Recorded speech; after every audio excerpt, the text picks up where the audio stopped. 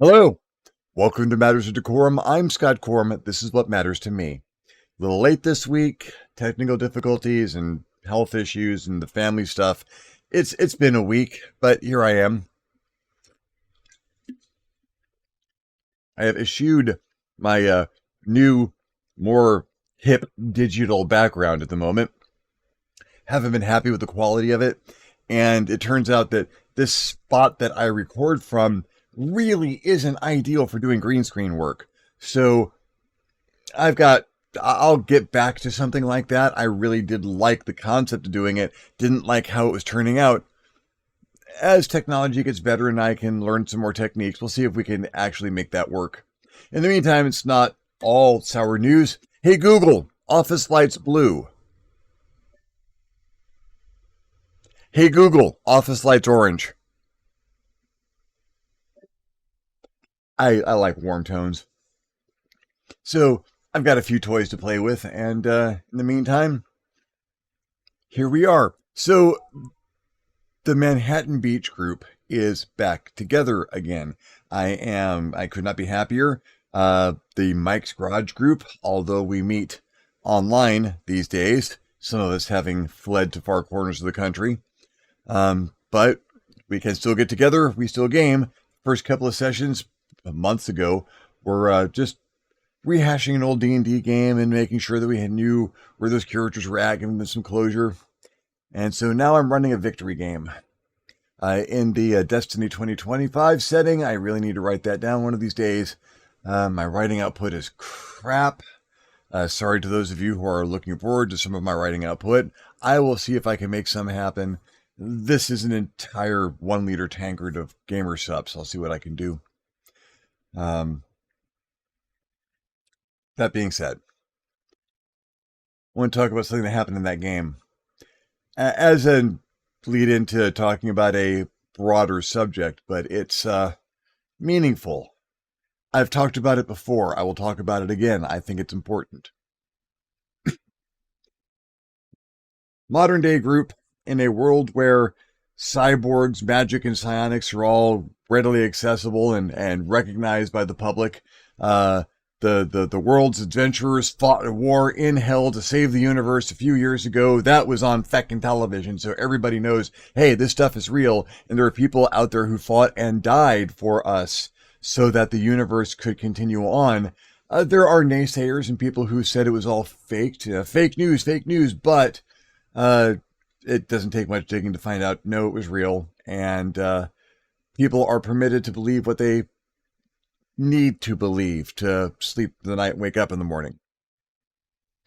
Hopefully, eventually, people will get it. There are aliens in orbit. They are humans from another galaxy, well, another part of the galaxy, who, the Trojans, they have come to chase away the aliens that were trying to feed on the human race and to keep the humans from getting too far off planet until they can be properly quarantined, examined, and perhaps cleansed of little things like alien and demon influence. The Trojan Empire is trying to keep the Earth safe and is helping them advance, but they're also trying to keep the Empire safe. It's a balancing act.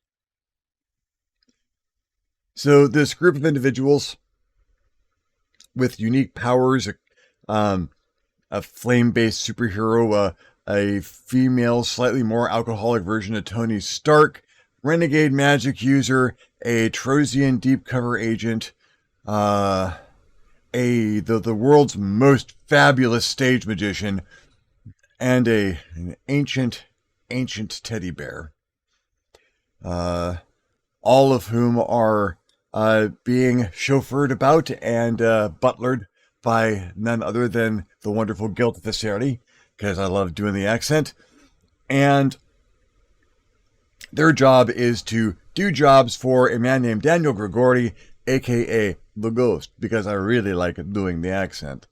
And what's the Ghost gig? He's trying to make sure that humanity passes all the quarantine tests and makes it out to the stars. They're on an artificial island, and they're just trying to make sure that people don't mess up the opportunity that humanity has to grow. or to stay right where they are at. It's all up to how we get together. In this particular situation, they are extra security for a charity event to help the rights of sapient artificial intelligences. Not the things that are doing art for us these days. Super advanced, true artificial sapience.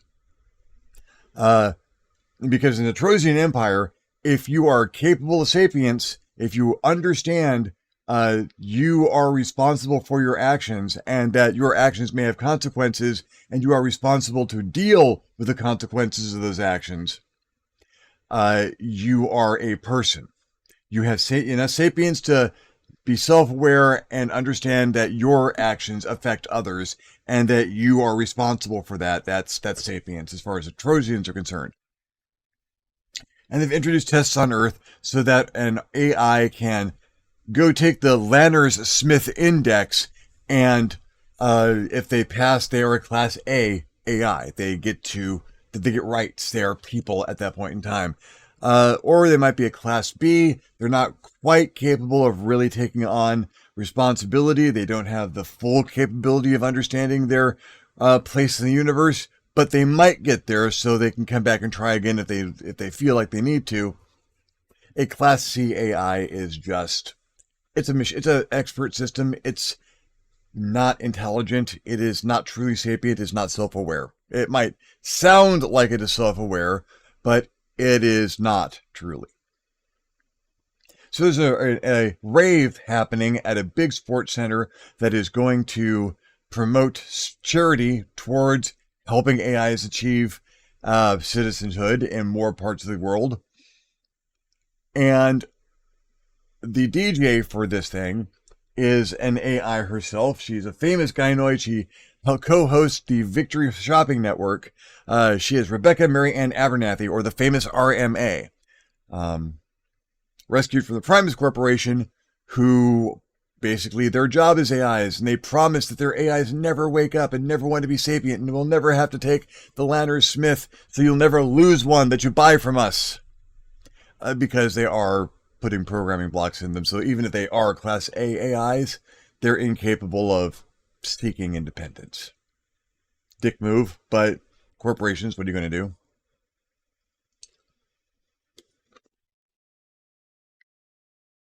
The team decided to go. They meet the principals. They schmooze with the people setting up the event. The day of the event, they're ready.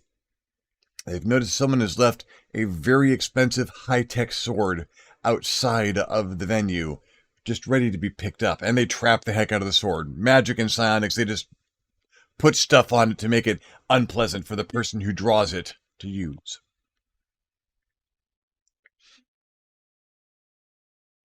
We are playing a role-playing game. And as I have stated in other videos, this is one of the highest forms of mutual storytelling, a shared group cooperative storytelling activity.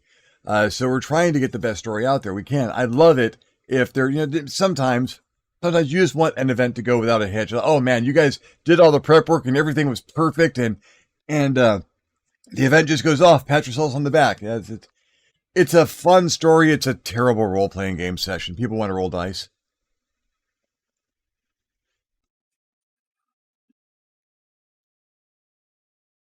Conflict has to occur. How they handle that conflict is another matter entirely. So, the event happens, and they start to notice little attempts at intrusion around the edges of the event, but the group is being good on their security. And then this individual shows up looking for his sword. I had to do art for him. I wanted him to be menacing and imposing. And I think I managed that. It helped the verbal description along. I like using visual aids. He recognizes that the sword is trapped. He triggers the psionic trap, but not the magic ones, and catches a telepathic mind blast. Artificial intelligences are people. They have minds. So psionics work just fine on them. You can contact them telepathically, you can attack them telepathically, and apparently you can shield them from that because this one was designed to withstand a number of different forms of attack. It was shielded against psionics. It felt the mind blast, but it didn't stun it. Group knows they're in trouble. Other stuff starts happening. There's other people, other assassins in the crowd starting to get their positions. Someone pushes a baby howitzer in the back fire escape, maybe as a backup to try and put some more damage in there. It's going to be rough. The howitzer is dealt with quite well by our renegade mage, who paralyzes everyone by just pumping extra magical energy to the height of her ability into the paralysis spell and throwing it on the cannon, which catches the cannon and all of the people involved in firing it. They're paralyzed for the better part of a week. They're going to have a bad time. The assassin droids that are in there, not true artificial intelligences, but combat robots that are going to get in there, they start moving for the stage, and the fabulous stage magician casts an illusion to them that makes them think that the big bad robot, who has already bypassed his sword and is walking into the room, is their target. They start heading for him. Teddy Bear makes mental contact with the big bad, because the big bad is obviously a thinking individual, is able to recognize the traps, had the mental fortitude to withstand the mind blast. It's a person. By the styling, by the look of him, by the design, it is a person made by Primus. So even if that's a Class A AI in there, there are programming blocks that prevent it from seeking independence. It's an assassin that has a job to do. It's going to do that job. And in conversing with this AI telepathically, the teddy bear realizes something. It doesn't have a choice. It doesn't have a choice. It's being essentially forced to do this. There is never a question as to, are you willing to do this? Is this the kind of work you want to do? Is this who you want to be? No. You're an assassin. Here's your target. Go kill it.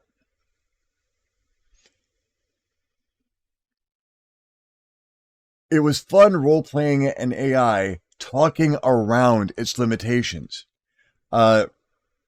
Because when the teddy bear asked it if this is what it wanted to do, the AI didn't say yes or no. It said, I am not currently capable of answering a question of that nature, as it is too much like independence. Something to that effect. So, the group's got magic users. The group's got psionicists. The group's got feckin' superheroes. The female Tony Tashara, I hope I got the name right. I always get the names wrong. Armors up and goes and gets in position to intercept attacks. If the if the assassin makes a move for RMA, it's going to get wiped out. It's going to be a big fight in the middle of a room full of people that the group doesn't want to hurt. There's a lot of innocent bystanders around, but they are prepared to throw down. I don't write solutions for the problems I present my players. I find that counterproductive because they're never going to do what I think they should do. And that makes a better story. It's a cooperative storytelling practice. We're not telling my story. We're telling our story. So I don't write the whole story. What would be the point? I give them a problem. I lay out the problem in as much detail as is asked for and give them opportunities to find more information. But in the end, how they deal with that problem, that's all them. That's with every group that I run. And I think that's probably one of the better ways to do it. DMs who want to have enough control over a situation to dictate the solution to the problems that they lay down, they're not running a role-playing game, they're writing a book. So yeah, I don't know how they're going to deal with this robot. Yeah, they could probably defeat it. It's tough. It is top of the line, combat hardened model. It is fast. It is deadly. It's got built-in equipment, even without the sword.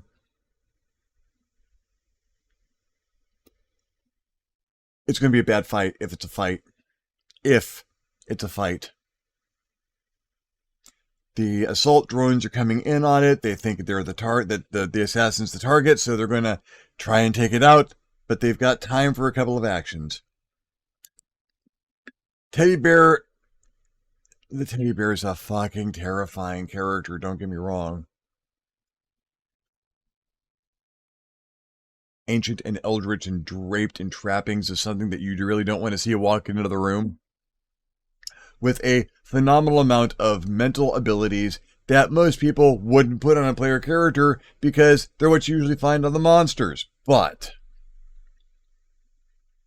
And Ross, thank you so much for the conversation about this character when we were building it, because we found interesting ways around it.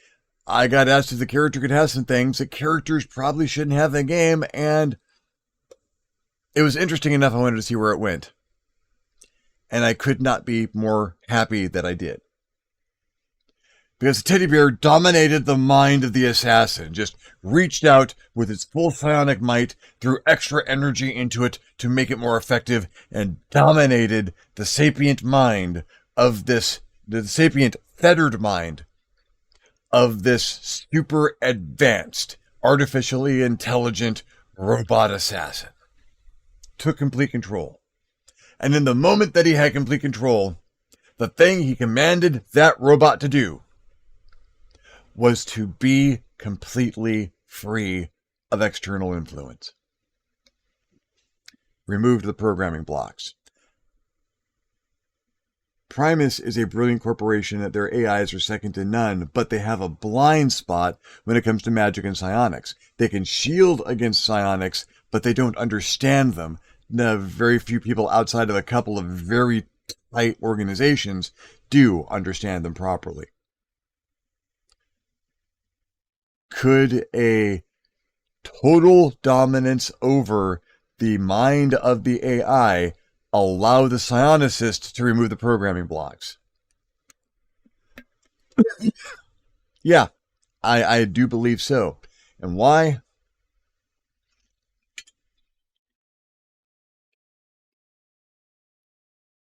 AIs are computer programs.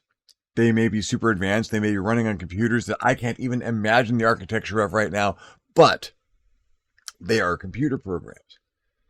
And a psionicist with total control over that mind in there has super user access. They have access that is equal to the person who put in the programming block. Yes, he was able to remove it. And then, having removed the influence of the programming blocks from the assassin, the teddy bear jumps out, breaks the connection, no longer dominates it, completely frees the assassin. Then it is jumped by the combat droids. Teddy bear shifts his focus to the sword, grabs it telekinetically, throws it from the hallway into where the assassin is. And in a couple of turns of combat, the assassin draws the sword and removes the combat drones from play. 2 seconds. Well, 10 seconds technically, but fast, efficient, no collateral damage. And the group, being the group, as this is happening, announces loudly that this is a show, that a demonstration that is part of the show. Everybody enjoy it, and prevented a panic.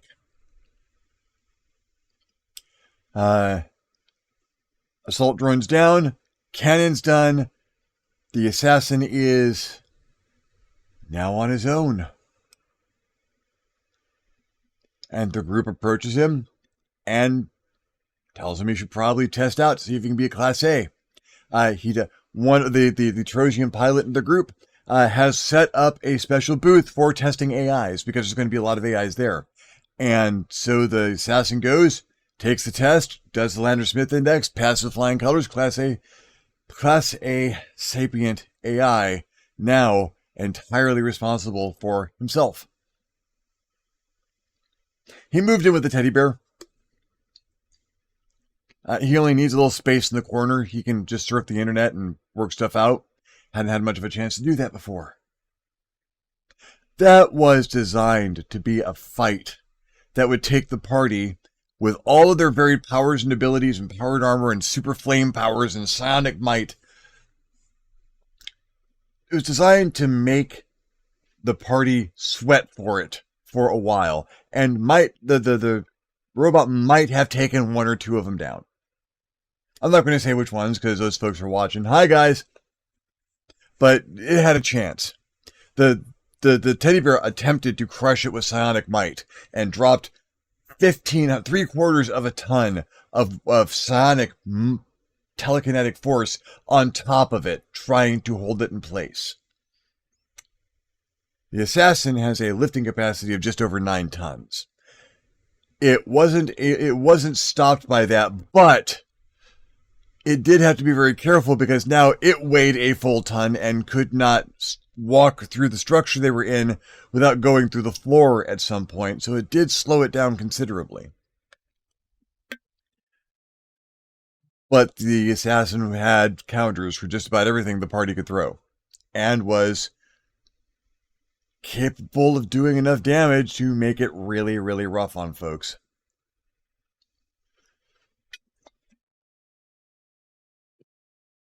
I was ready for the fight. We do theater of the mind's eye. I didn't need to write a map, and the map would have been so chaotic it would have been almost pointless. But I was ready. I had the initiative ready to tracker on Owlbear Rodeo ready to go, and I had the dice formed up. I had a page of combat maneuvers that the cyborg had with all of its stats right there, ready to go. It was designed to be the fight of the session. Your sessions might have more than one fight. In victory, fights tend to end pretty quick, so you might need to have 2 or 3 fights across a session if it's going to be combat heavy. But this thing was designed to be a while to take down, and it could have subverted the combat combat droids and used them as backup, and or also taken over some of the local civilian AIs and used them as hostages or body shields. There's a lot of stuff that was going to make this a really terrible fight. That was going to be very, very costly. And the group just bypassed it. One member of the group essentially bypassed it. Now, some groups, that's going to cause some conflicts. We were supposed to have a fight. Where's our fight? I got dice I want to roll. My character was entirely made for combat. That did not happen. The group, even those who did not really have a lot to do in the fight or in the event, happy with how this turned out. They've got a super powerful robot roommate. That's going to come in handy sometime.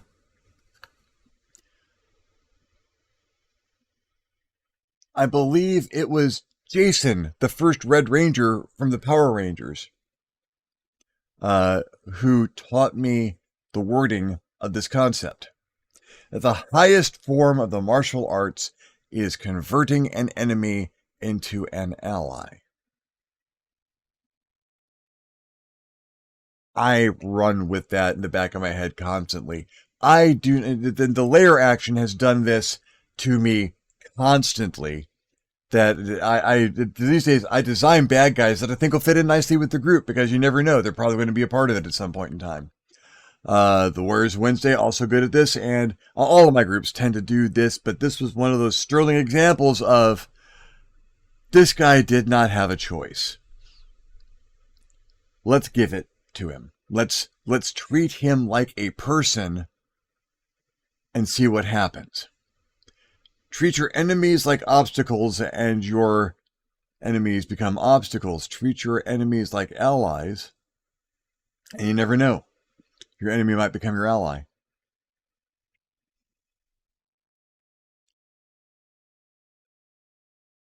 You look at any RPG book, of which I have many, the biggest section in them, there's character creation, which is sizable, and there's your equipment and what the world is like in some of them, unless it's like a generic system. But then there's combat. A third to half the book. It takes a lot because combat simulation in role-playing games is an art form. I've seen it done very well. I've seen it done very poorly. I've taken my own shot at it. I think the victory system does a pretty good job. But it's there because of how important conflict is to storytelling.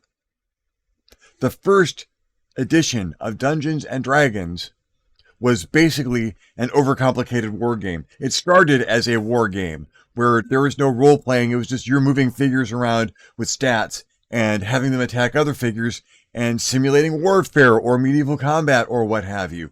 And the luminaries who eventually founded TSR decided to look at it through the lens of, what if those figures moving across the board were people and had other abilities and interacted with one another and their world outside of combat? Combat was still the core of the system, but there was other stuff you could do. Go to a town, buy some stuff, interact with people, steal things, stuff that adventurers do.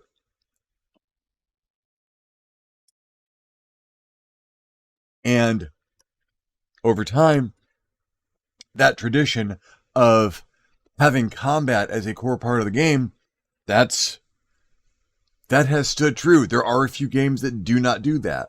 Not many. And they're not mainstream, really.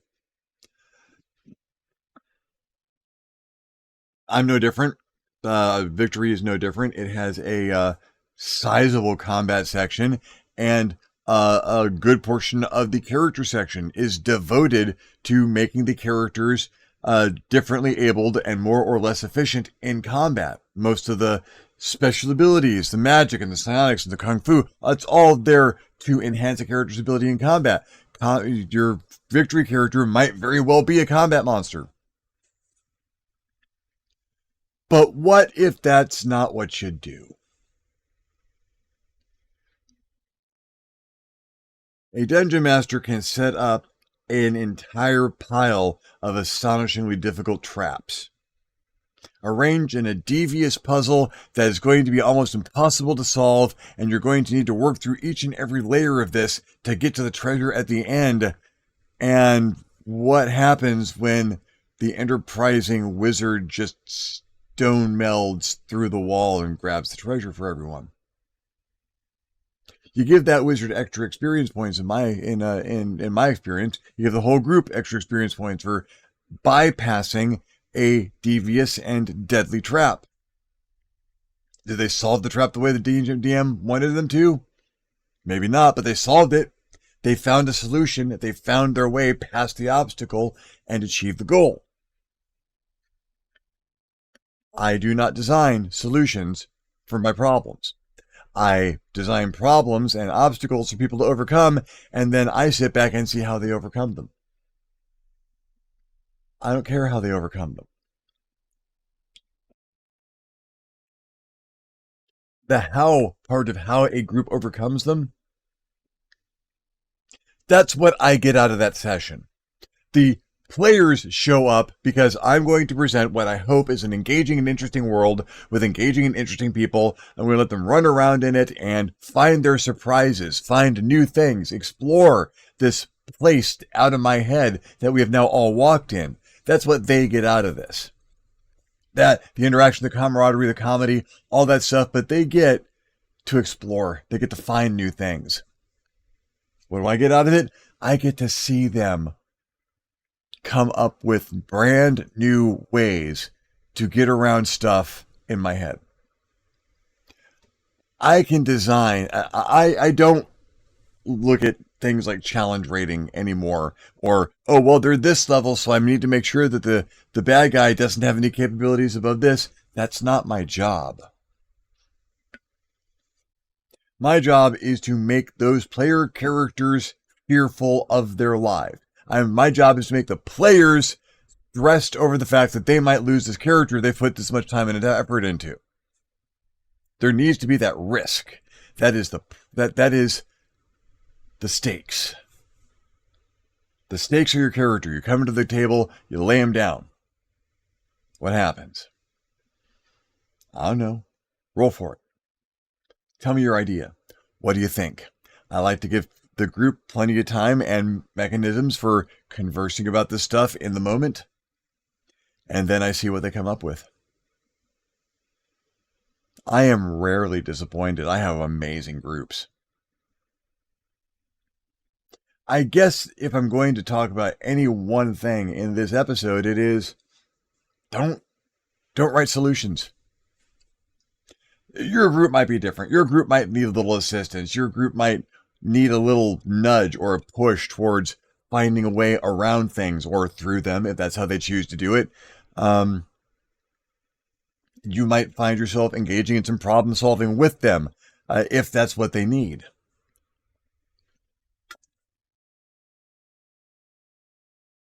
But watching that group of people who have come together for a common purpose, and that is to have fun in your game, watching them put in the mental effort, put in the time, make it happen, and find a way around this insurmountable obstacle that you have created for them. There is a special reward in that. There is a special joy in seeing your world interacted with in ways you never knew could happen. I had no idea that a mental domination could clear programming blocks like that. I had to think about it. I had to discover it in my world. Someone had to put that in front of me and say, does this work? Yeah, it worked. I wrote the books on this place. I've written the system that they're based in. I don't know everything, how everything interacts, because there's so much stuff there. This is why you have to play test. This is why I love running the system, because I'm constantly finding new things. And because I've got good people doing it, I am rarely disappointed. Well, thank you for following me along with this particular ramble. Interested in hearing what your thoughts are and how you handle stuff like this. But in the meantime, I'm Scott Corum. This is what has mattered to me. I will see you next time on the next Matters of DeCorum. And now, over to Uncle Drac for the outro. If you enjoyed this video, give it a thumbs up. If you didn't enjoy this video, give it a thumbs down. Feedback is feedback. If there's any other topics you would like to hear Scott talk about, questions you'd like him to answer, subjects you'd like him to cover, please leave a comment down below. He will love getting your comment, and you will love leaving him one. If you haven't subscribed to this channel yet, why not? This channel is awesome. Go ahead and hit that subscribe button. If you do, you might also want to hit the little notification bell so you're alerted when these videos become available. If you would like to support this channel in a more substantial manner, we invite you to hit us up at the Patreon page, www.patreon.com/ScottCorum. And consider donating. Absolutely anything helps and allows us to create better content more often. In the meantime, thank you very much for watching, and we'll see you next time.